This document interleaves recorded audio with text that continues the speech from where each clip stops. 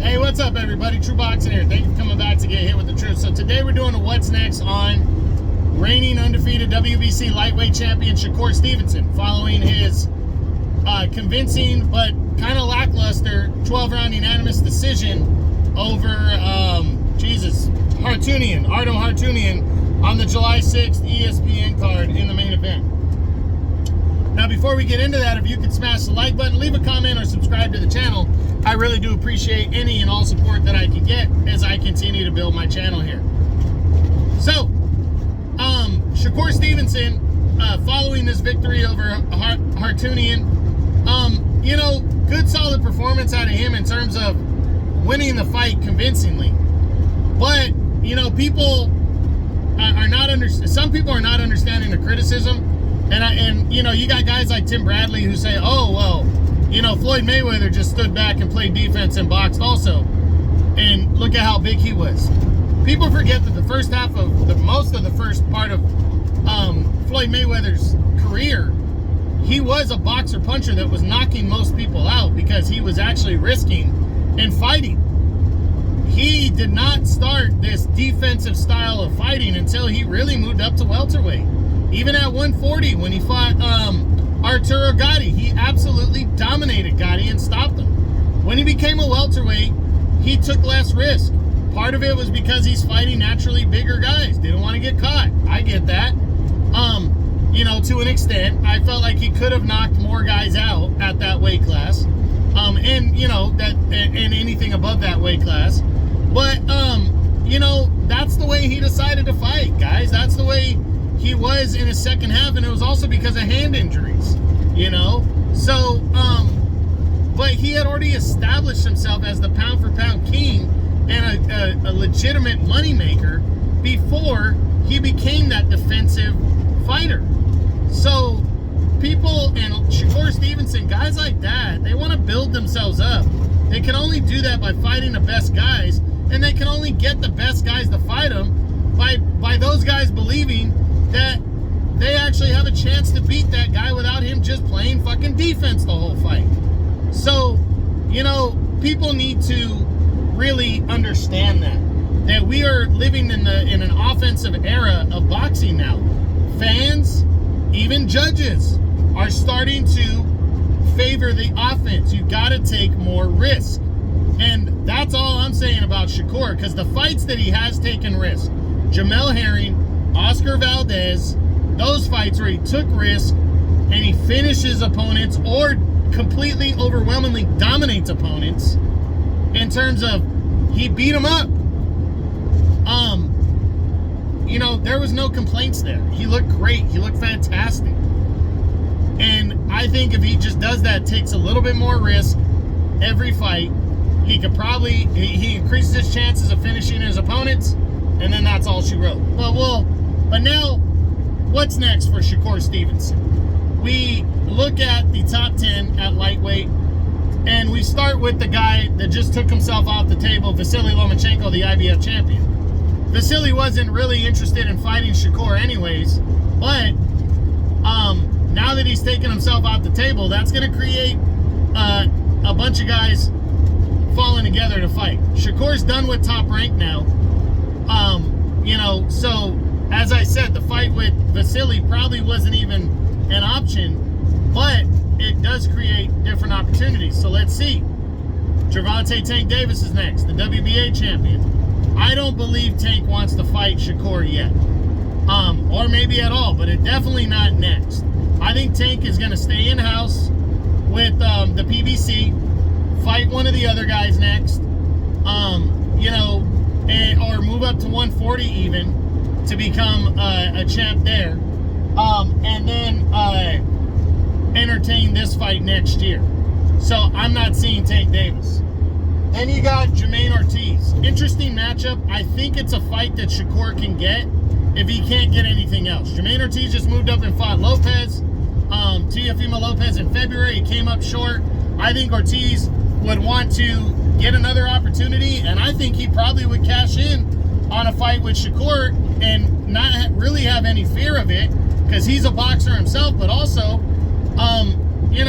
he feels, and some people feel, that he beat Vasily Lomachenko, and should have beat Teofimo Lopez at 140. So another opportunity at a world title here against Shakur.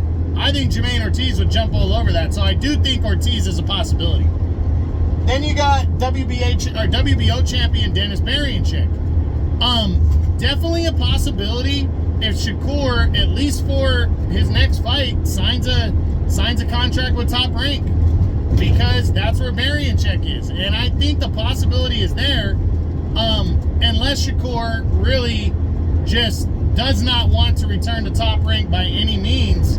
If he's not getting in with Tank, he's going to have a tough time finding fights. He might end up having to move to 140 for the moment and do something there. I know there's talks about him and Ryan Garcia, but Ryan Garcia is suspended for a year. So I don't see Shakur and Ryan coming together. So Shakur's going to really have to think about what he wants to do next, and try to start moving in that direction. But the biggest fights are with Top Rank. And I think a unification bout with Berianchik really set Shakur apart from other people. So we'll see. Then you got William Zepeda. Well, this is his #1 ranked contender. Is the WBC going to pull the trigger and enforce this fight to happen? These two guys will really be on the burner if that happens. I personally feel that Zepeda's going to go after Berianchik for the WBO title. And then Shakur is going to be left there. Will he sign a fight deal with Top Rank,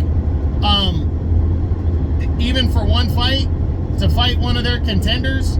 Will he fight somebody else? That's where we're going to be. It's going to be tough to see if Shakur and William Zepeda happen. If the WBC orders this fight, though, this fight's going to take place, and I think it would be big, and it's the biggest fight that can be made, where Shakur wouldn't have to sign with Top Rank. Also, Gervonta Davis, and I'm talking about fights at 135. So I do think the possibility is there. Right now, I'm leaning towards the less likely, but I do hope that that this fight is on the table for Shakur.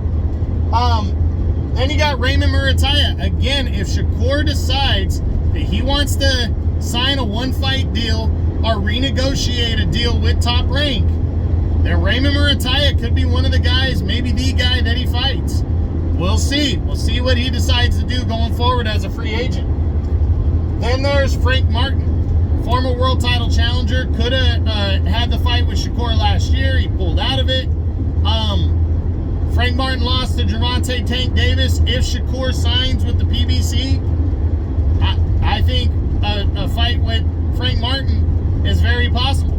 We'll see what happens. Personally, I'm leaning towards the less likely, but it could happen. And then there's Zaur Abdullayev. I really think this is a possibility with Shakur as a free agent, because Shakur can fight Abdullayev wherever he wants. He is exploring a potential fight with, or a potential contract with Eddie Hearn and Matchroom, which means he goes to the zone.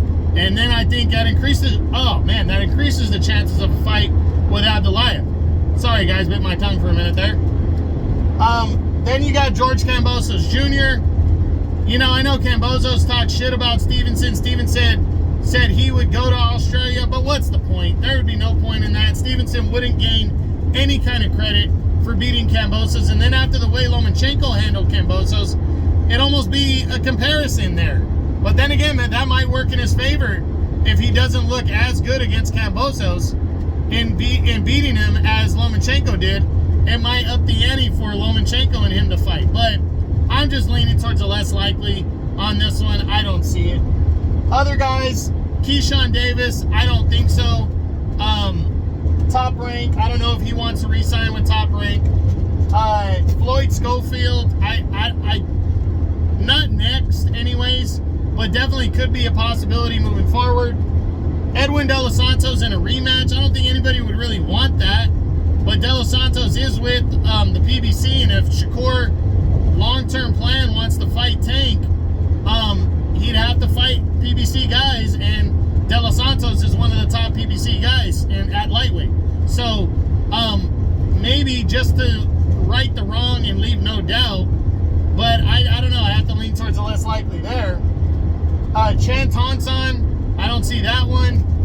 And Mark Chamberlain, unless Turki Al-Sheikh really wants to push Chamberlain next after his fight in September, I don't see him and Shakur getting together. So Shakur gonna continue to have a tough road towards a world title, towards a big fight. I think while he's sitting there waiting, I think he should re-sign with Top Rank. That's my opinion, because it lines him up for more profitable big fights there. Lomachenko, Keyshawn Davis, Raymond Murataya, Dennis Berianchuk. Those are 4 solid lightweight opponents right there. And I'm pretty sure Bob Arum can get one of those guys to get in the ring with Shakur and fight. I do think he should explore the possibility of DAZN and Eddie Hearn, or even Golden Boy, because you have William Zepeda right there, and that's his mandatory. I'm hoping the WBC enforces the mandatory. I really hope they do that. So that fight's locked in stone and it has to happen. But we'll see. I think there's a lot of things up in the air, but I'm hoping for one of 2 fights next for Shakur. I don't think Tank is going to fight him, so I'm taking that reality off the table. But I'd love to see him and Berianchuk to unify, or him and Zepeda in a mandatory defense. Those are the fights I'd like to see the most, and we'll see. We'll see what goes down. So that's it. That's what I got. That's my what's next on reigning undefeated WBC lightweight champion Shakur Stevenson, following his decision victory over Artem Harutyunyan to retain the WBC title on July 6th on ESPN. I hope you enjoyed the video. If you did, smash the like button, leave a comment, or subscribe to the channel. I appreciate any and all support. This is True Boxing. You've been hit with the truth.